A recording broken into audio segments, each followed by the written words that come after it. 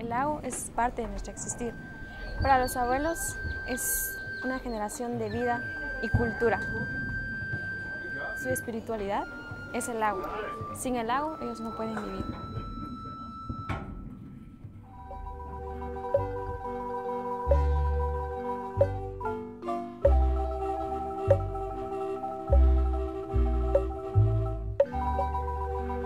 Lake Atitlan is one of those beautiful gems of the world from its ecological characteristics. It's one of the deeper lakes in Central America.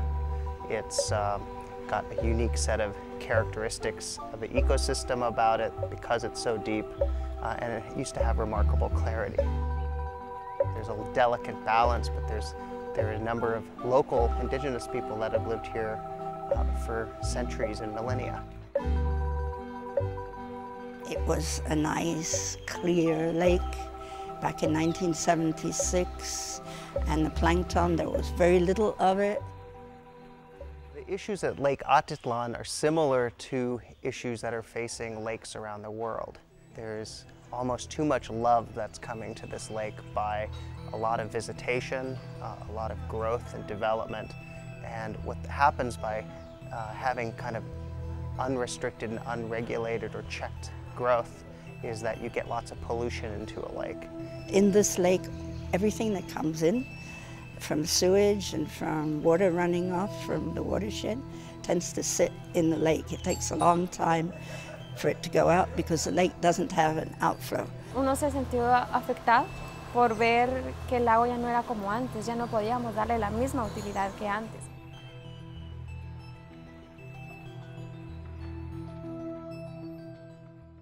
My experiences have taught me that working with younger generations of people can really propel new ideas and thought into the landscape. In 2012, we've embarked on a project that really builds in a large fashion the capacity here in the watershed. The current project as it stands is to do three things. The first part of it is to develop capacity that is intellectual.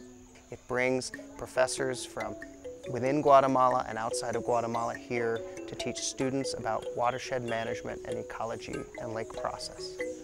The second part is to develop the physical capacity, that is, to buy the right equipment and supplies that are needed to monitor a lake. And the third aspect is fundamentally perhaps the most important aspect.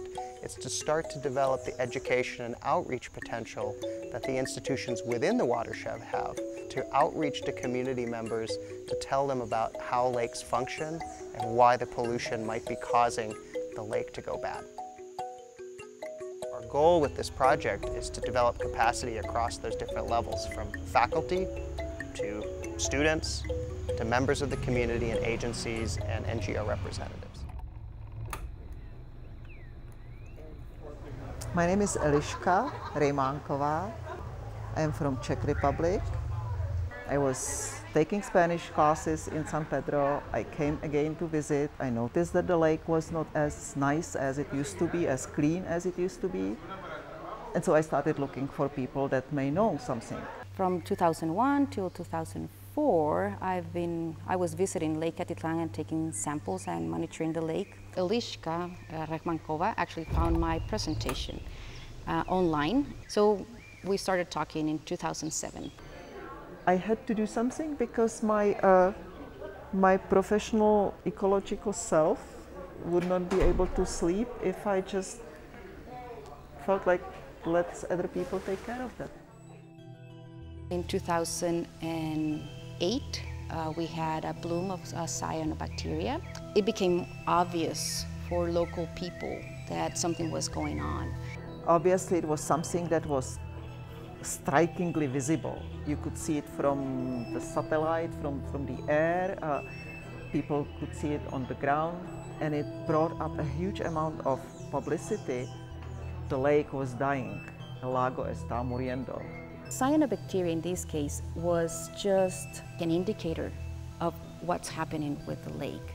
About that time, hoteleros, chaleteros, NGOs, people around here got together and formed this Todo por el Lago Association. From those first visits came a pilot project funded program to develop a workshop to ask what are the specific points that might be changing the lake's ecology, both from the landscape and within the lake itself. Todos por el Lago and another group, Amigos por Lago, made this planning project become a real expedition. The project in 2012 for the next 2 years has been designed to occur in 2 different phases per year. We call phase 1 or part 1 the classic sort of lectures that you'd have within a university setting around the various topics I discussed, from watershed management to pollution and engineering to limnology. The second aspect is to take those lectures and sort of the theoretical background training that students may receive and then bring them into the field, hands-on experiential learning. The students are being rotated through trainings on different aspects of the watershed, from rivers to lakes to meetings with the community members. Hoy estamos trabajando en el grupo de ríos y manejo de cuencas. Estamos trabajando la parte de el perfil del río, porque es importante saber qué tan profundo es el río, cómo se comporta el fondo y cuál es el caudal. Y están buscando todos los animalitos, insectos pequeños, que serían los macroinvertebrados, porque ellos son indicadores de qué tan saludable o no está nuestro ecosistema. Si no entendemos cómo funciona el río, los ríos son los que alimentan el lago, es muy difícil mantener la salud del lago. Tenemos otro equipo de trabajo y ellos están tomando muestras de agua a diferentes profundidades, van a ver plancton y las diferentes propiedades del agua. Basically, we're just trying to lower the Van Dorn to 60 meters, and then I send these down, and they're really cool. They hit both sides of the Van Dorn and close it. It collects the water and we pull it back up. We're sampling from 0 meters, 5, 10, through the warmer top layer, all the way down to the deeper part of the lake, around 60 meters, which is where all the temperatures change. And we're sampling for nutrients, phytoplankton, zooplankton, as well as Lyngbia, which is the type of phytoplankton that is of concern here. Lots of people come out here and they take samples. Mostly they do it in the surface. What you see on top is nothing to what is going on down below, and that's the key to understanding what's going on in the lake. Tenemos otro grupo que está viendo humedales y ellos también van en lancha, pero ellos van más que todo a las orillas del río. We are going with the students around the lake. In that process, they are learning what different wetland plants look like, what is their role in the ecosystem.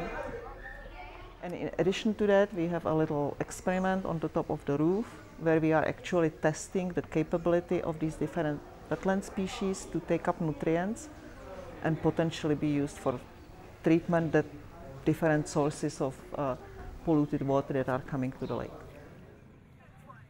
Y un último grupo se encarga de la parte química. Ellos hacen todos los análisis de agua y ellos están arriba en Sololab, en la Universidad del Altiplano.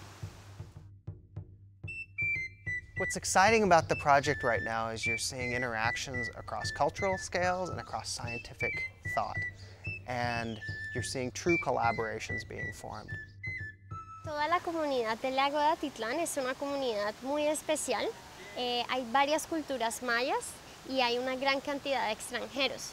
Parte de lo que nosotros queremos es, además de traer todo este tipo de entrenamientos con los estudiantes, nosotros queremos acercarnos también a las comunidades para transmitir lo que hemos encontrado respecto al lago y también propiciar un espacio de diálogo. Si uno empieza a incluir a la gente y a darles la capacidad de solucionar sus problemas con la información que el proyecto genera, no vas a necesitar que la gente siempre esté aquí, que siempre tengan que venir científicos para que se hagan las cosas.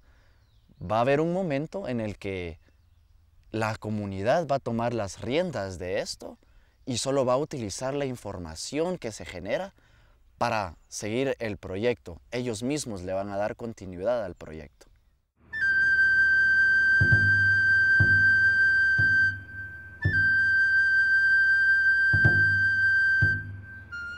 The world is growing in many different ways, and there are many more people on this planet than there were in the past. As a result of the choices that our communities and people are making globally, we're impacting large lake ecosystems and watersheds and rivers more than we have in the past. In some cases, we're impacting them in a way that they may never be the same again. One thing to understand, contrary to rumors that may be going around the watershed or around Guatemala, is the lake is not dead, but it's at a tipping point.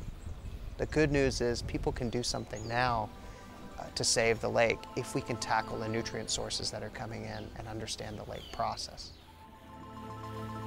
As an ecologist, diversity is kind of the cornerstone of resilience, and the problems that we're grappling with right now really necessitate and provide an amazing opportunity for us to learn from each other.